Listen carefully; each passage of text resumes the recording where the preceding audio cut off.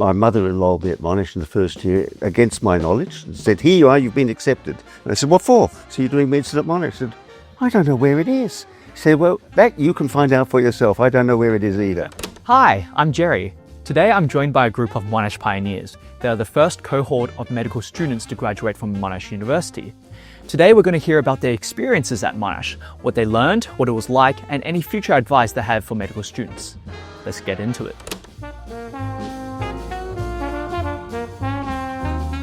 What's one thing that you learned at Monash that no textbook could have taught you?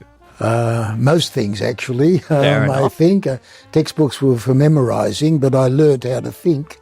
I learned how to debate. I learned how to take advice. I learned how to make friends, some of whom are still my friends from those days, not just in medical faculty, but predominantly from the medical faculty. I think I just learned how to be a human, yeah. So Harry, if you could go back to your first week at Monash, what would you tell your younger self standing on campus for the first time? Just be calm. Everybody's as nervous as you are. Wait to establish friends. And it's a long course, but just go through it in a progressive manner and do the best you can. How did Monash change the way that you saw the world or yourself? I think Monash absolutely broadened my horizons.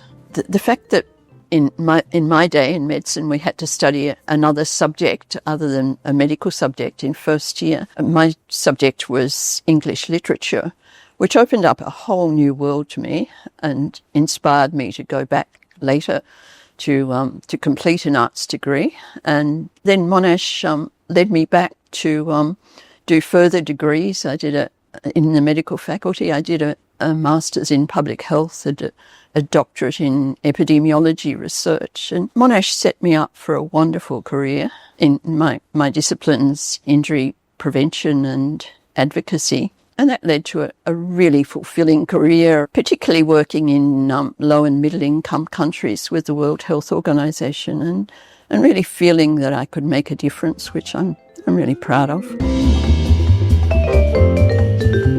If you could write one note to the next generation of medical students, what would it say?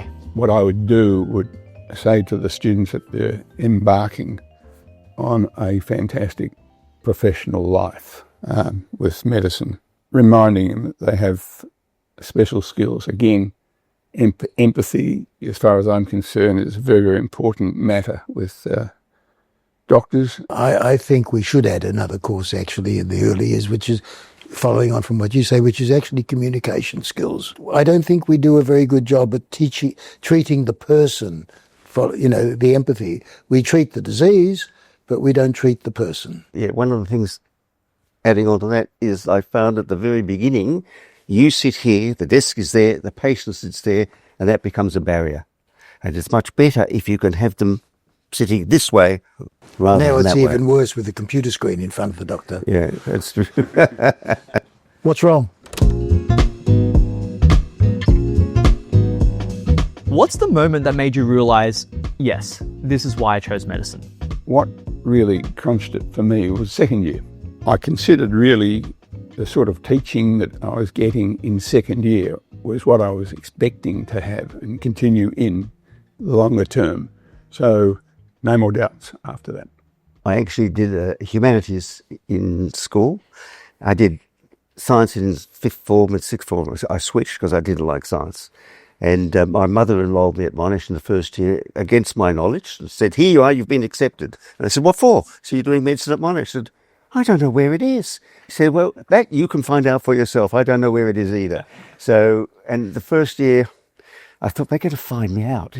I don't really know much about the sciences, but I actually felt the preclinical years, I didn't like them at all. When I went to hospital, then I felt I had the potential to be somebody. And the first thing that happened to me, as I walked in the doors of the non-existent Prince Henry's Hospital, there was a man eyeing me, and I had my white coat, and I had a stethoscope in my pocket, and the man is looking at me, and he said, he's going to ask me a doctor question. So I stood there and he came over towards me and said, this is where I show myself. He said, are you the taxi for Blair? And I learned a very important lesson there in humility. Even with the stethoscope, that was visible. It was stuck in a pocket. Yeah, he didn't see that. He saw this in the white coat.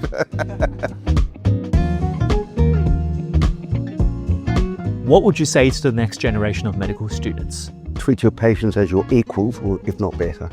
Seize the day. The opportunities are enormous, and you'll have a wonderful, productive life. I would be emphasising, again, the empathy, care, and that would be it, I think. Don't forget you're treating people, not just diseases. Thanks for watching. Check out our website for more information about the alumni community and studying medicine at Monash.